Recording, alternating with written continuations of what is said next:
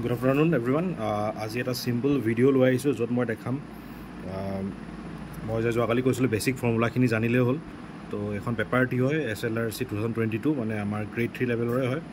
তো ADRE paper হয়। তো ইয়াত এটা কুৱেশ্যন আহিব। মই কি বিচাৰো জিঅ'মেট্ৰিক সব মানে পোৰ্শনটো মানে এভয়েড কৰিব পাৰিম নেকি বুলি সুধিছিলে এজনে, কিন্তু নোৱাৰা।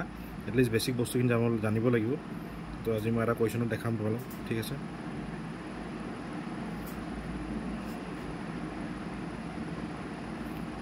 অকণমান টাইম লাগিছে, কুৱেশ্যন নম্বৰ কিমান আছিলে জানো দেই, ঠিক আছে।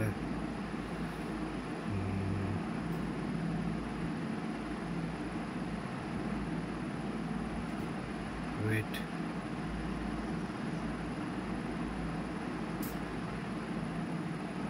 এইটো কুৱেশ্যন নম্বৰ 53টো চোৱা।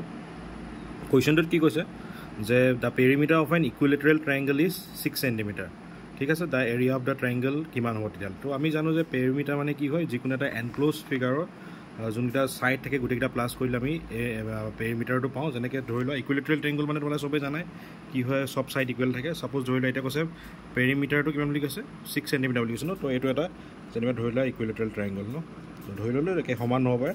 তো ইয়াৰ তিনিটা ছাইড, ঠিক আছে, ABC নাম দি দিলোঁ।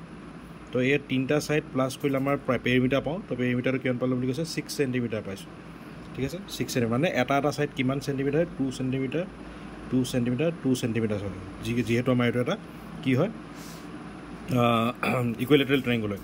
তো আমি জানো ইকুইলেটাৰেল ট্ৰাইংগল মই যদি চাওঁ, মই বেছিক ফৰ্মুলাখিনি জানিলে হ'ল। তো এখন মোৰ যোনখন কিতাপ আছিলে ৰাজেশ বৰ্মাৰ কিতাপ হয়। তো ইয়াতে পেৰিমিটাৰ এৰিয়া গোটেইখিনি ধুনীয়াকৈ দি থোৱা আছে। ইয়াতে মানে কেনেকৈ ডেছক্ৰিপশ্যন দি থোৱা আছে, পেৰিমিটাৰ মানে কি হয়, এৰিয়া কেনেকৈ উলিয়ায়। তো ফৰ্মুলা মই বেছিক ফৰ্মুলাটোৱে চাই গৈছিলোঁ যে কেনেকৈ পেৰিমিটাৰ 3A হয়, আৰু এৰিয়া ফৰ্মুলাটো আছিলে ইকুইলেটাৰেল ট্ৰাইংগলৰ কাৰণে এৰিয়া ইকুৱেল √3/4 A স্কোৱাৰ, ঠিক ইনটু A স্কোৱাৰ, ঠিক আছে। তো এতিয়া মই যদি এৰিয়াটো ইয়াত এৰিয়া ফৰ্মুলাটো এপ্লাই কৰোঁ, তো এৰিয়া ইকুৱেল কিমান আছিলে, √3/4 A স্কোৱাৰ, ঠিক আছে। তো আমি গম পালোঁ কি √3/4। তো A মানে কিমান, এটা ছাইডৰ আমি কিমান পালোঁ, 2 সেণ্টিমিটাৰ পালোঁ।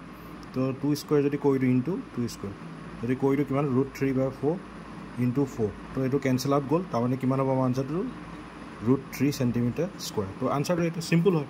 তো ইয়াতে আনচাৰ তোমাৰ আছে, দেখিছে অপশ্যন ডিত আছে √3 সেণ্টিমিটাৰ স্কোৱাৰ। তো ইয়াৰ এৰিয়াটো ইমান হ'ব, ঠিক আছে। একদম চিম্পল বেছিক এটা ফৰ্মুলা পাই আমি ইয়াত প্ৰায় 1.75 নাম্বাৰ আছিলে নে 1.5 আছিলে, এইটো মাৰ্কছ স্ক'ৰ কৰিলোঁ। তো বেছিক একদম বেছিক বস্তুবিলাক আহে। তো বেছি ভয় খাব নালাগে মেথছ বুলি, ঠিক আছে।